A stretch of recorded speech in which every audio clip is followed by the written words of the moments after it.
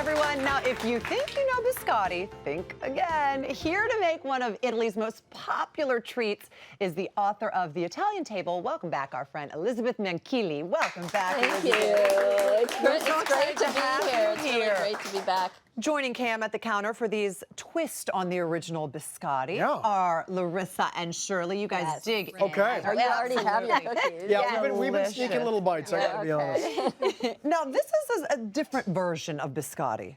Well, biscotti actually means cooked twice.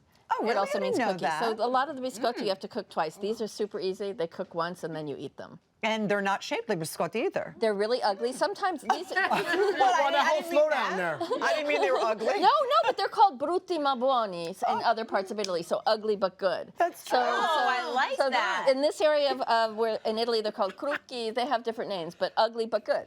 Right? I Good? like that. It all tastes the same. Yeah, it's all good. Exactly. It's all good. And it starts with some delicious cocoa powder. We have cocoa powder. I'm going to put sugar with the cocoa powder. Right, regular sugar. All the dry ingredients. Really tiny bit of flour just to hold it together. The important thing is salt. All right. You always need salt. And you just want to whisk those together till it's mixed. And then you're going to add 2 eggs, Okay. which I'm going to just break up here a bit. I actually love that they're not beautiful because they're supposed to be like that. So even I could make them. You'll see how supposed easy to look it is. like that. So we're just going to mix these in here and you can see it's a really dry dough. Okay. Now, I wonder how this recipe even came about. Because, like you said, it's biscotti, but they're ugly biscotti. Is it They're because ugly someone couldn't biscotti. form that? Yeah, like a guy like me, or Well, I think, to Larissa's point, like I think- Larissa. Exactly. I think that most people, they didn't really care how they looked. These are not a fancy kind of biscuit that you'd find in a pastry shop. Right. They're They're homemade. they're They're rustic. homemade. And so I'm just going to actually use Get in my there with your hands. It's much easier. and mix it up. Okay. And you can see it's very dry. Yeah. It does look And dry. so it almost seems like it's wrong. Like It's you should almost add like a some more. dough. But you more shouldn't. than, Just keep no, going. no. Just keep going until. And can you smell the chocolate? Oh, it's I know. So, and these are from an area of Italy that are really well known for hazelnuts too. So basically, these cookies just become a vehicle for getting hazelnuts and sugar into your mouth. Well, I mean, hazelnuts are so good for you. Yes, People Lots of always health say benefits. you should eat nuts. There's good fats in nuts. So Yes. this is a health food. It's true. It's true.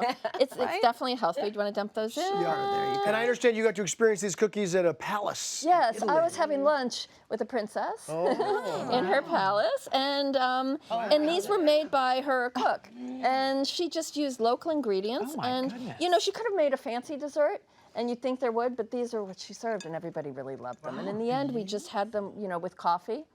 And what I'm going to do now, see, it's just barely come together, and what you want to do is.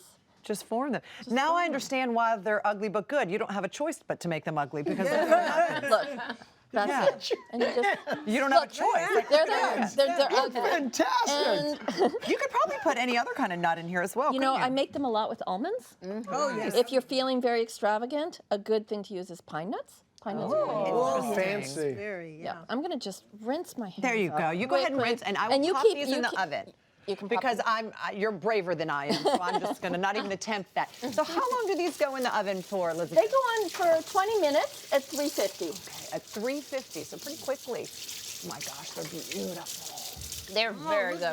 And they're sort of hard to tell when they're done because they're chocolate. So usually you judge cookies by when they're browned, but these go in brown and they come out brown. But can I ask you, you only cook them once, Only once. but they're called cooked twice. Biscotti. Well, they're actually in this area. They're not. They're a type. Biscotti just means cookie in general. Oh, okay. I thought you said it's something to me about baking. And and biscotti also mean cooked twice because they often cook them twice to really dry them out. I Because see. cookies something you can actually put in your cupboard, and if they're sealed, you can they'll last a couple weeks. And in fact, when I was testing the recipes for these, I kept them for 2 weeks because I was making batch wow. after batch after batch. These are very good. Aren't they Yeah, great? super, I like super the ugly ones way better. Yeah. Yeah. Well, let's take a look at some of your other recipes from your cookbook, The Italian Table. Take us through some of these right here. What do we have there? So this is a beautiful dish that I ate in Puglia, which is the heel of Italy. And these are little strips of zucchini that have been cooked briefly. And you whip ricotta with a little bit of salt and pepper, a little lemon juice, a little lemon rind, and roll them up. Then you have papa pomodoro, which is a very typical Tuscan dish from Tuscany. It's made with leftover bread.